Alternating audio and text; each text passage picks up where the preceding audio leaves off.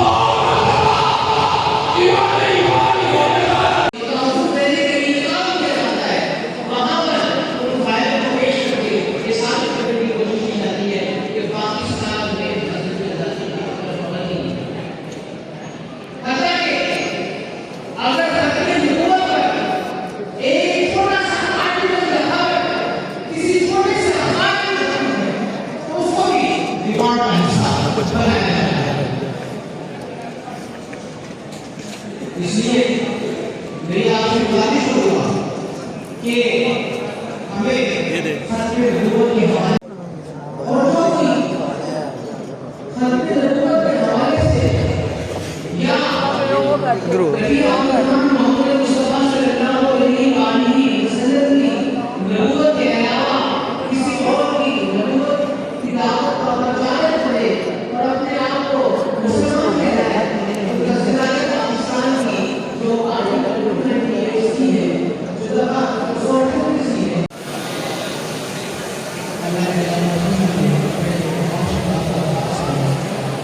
और मेरे तमाम बच्चों के और तमाम दीनी के सब के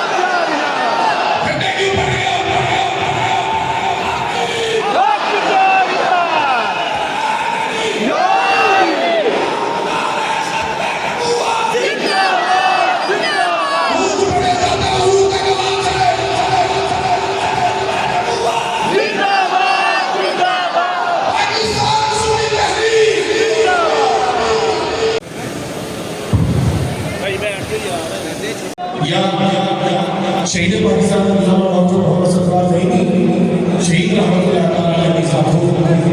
ये एक तसलसल है मुसलसल अहले सुन्नत के परचम को बुलंद रखने का,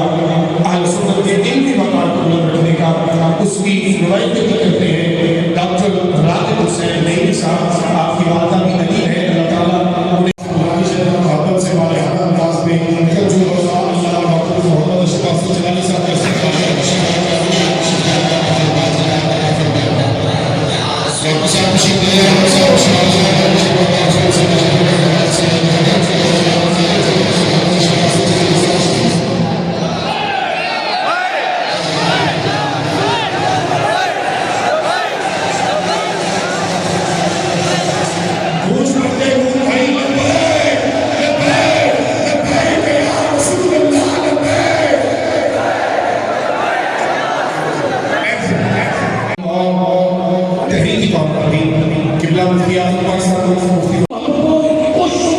आपको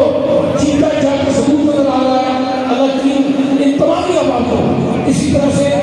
सच्चे रहकर काम करने की तौफीक दे। और मैं बस एक जुमला कहता हूं रब्बे करीम हम इंग्लिश जियारत करने के बाद आ रहे हैं तो बड़ी